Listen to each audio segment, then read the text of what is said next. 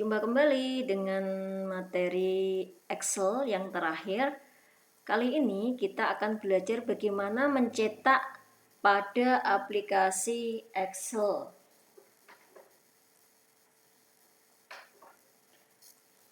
Pada pertemuan-pertemuan sebelumnya, saat materi aplikasi Word, kita sudah pernah belajar bagaimana mencetak di sana. Kali ini kurang lengkap rasanya kalau pada materi Excel kita belum melakukan pencetakan. Kenapa? Kenapa harus kita melakukan pencetakan? Kurang lengkap ya kalau kita bekerja kemudian kita tidak punya dokumen gitu ya yang dicetak. Ada sedikit perbedaan saat kita mencetak di Word dengan di Excel. Apa yang berbeda? Saat kita lihat seperti ini, ya. Dari sini kita lihat tidak ada kotak-kotak yang tercetak seperti tampilannya. Jadi kotak-kotak yang ada di sini tidak akan tercetak. Itu hanya garis bantu waktu kita bekerja. Kemudian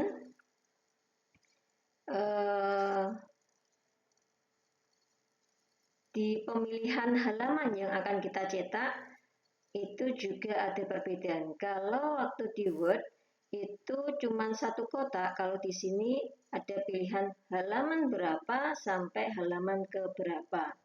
Yang lainnya sama saja. Oke.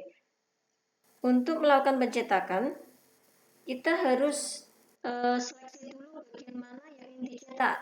Kenapa seperti itu? Supaya tidak kemana-mana. Ya, supaya tidak kemana-mana. Berarti kan, misalkan, nah di sini, ini tampilannya itu ada 2 halaman, 1 of 2. Tapi kita ingin supaya tampilan cuma cukup 1 halaman. Caranya bagaimana?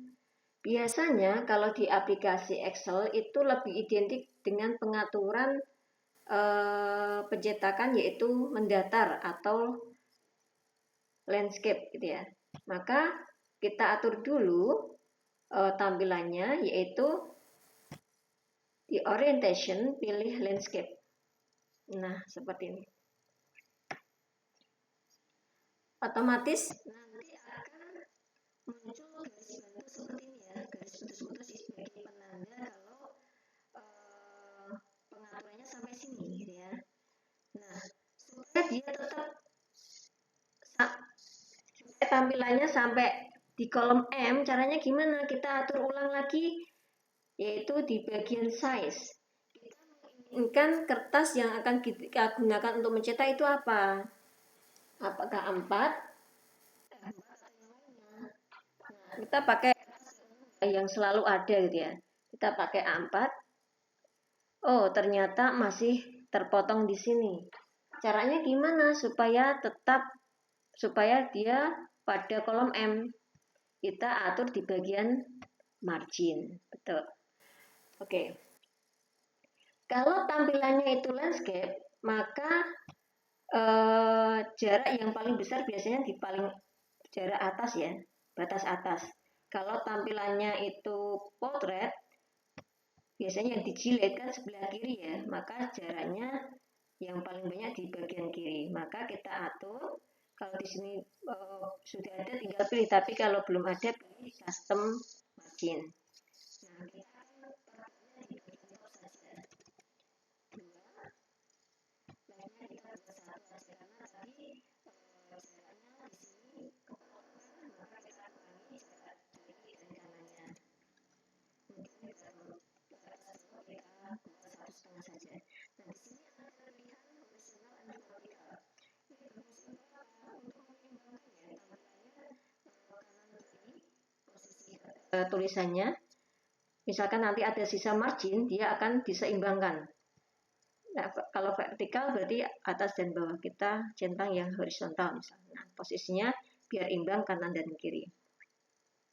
Oke, nah garis putus-putus ini kalian lihat ya. ini sudah berpindah di bagian kolom akhir M, di akhir kolom M. Coba kita review.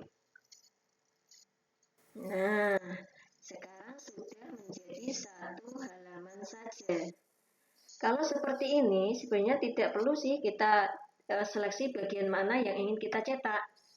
Tapi kalau kita tetap ingin memilih, maka kita bisa atur.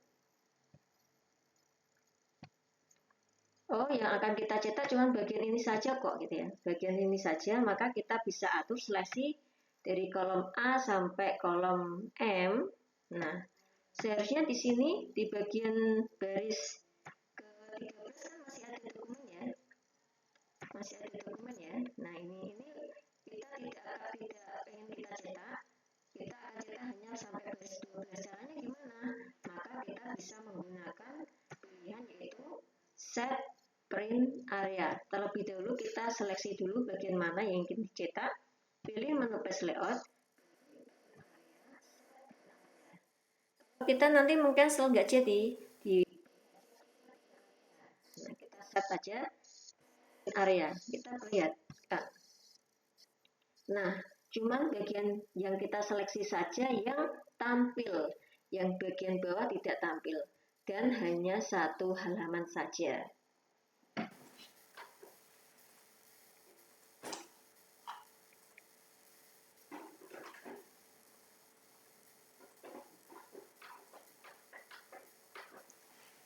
Oke, selain kita bisa mencetak langsung menggunakan printer, kita juga bisa mengubah file ini menjadi file lain. Contohnya yang sering kita gunakan saat kita membagikan file-file kita ya, kita bisa ekspor ke file PDF.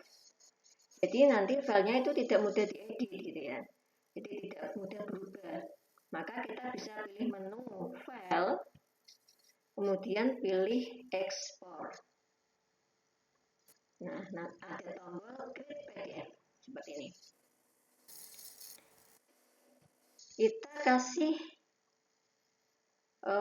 Kita simpan, kemudian pilih publish.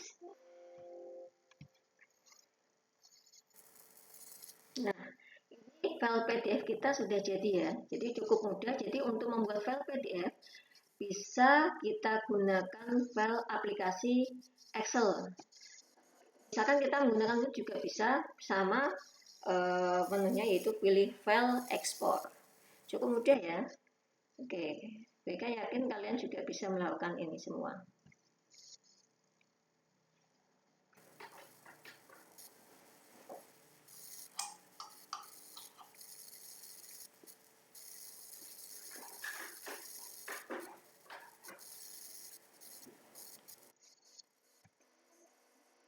Bisa melakukan pencetakan, pilih menu file, kemudian print.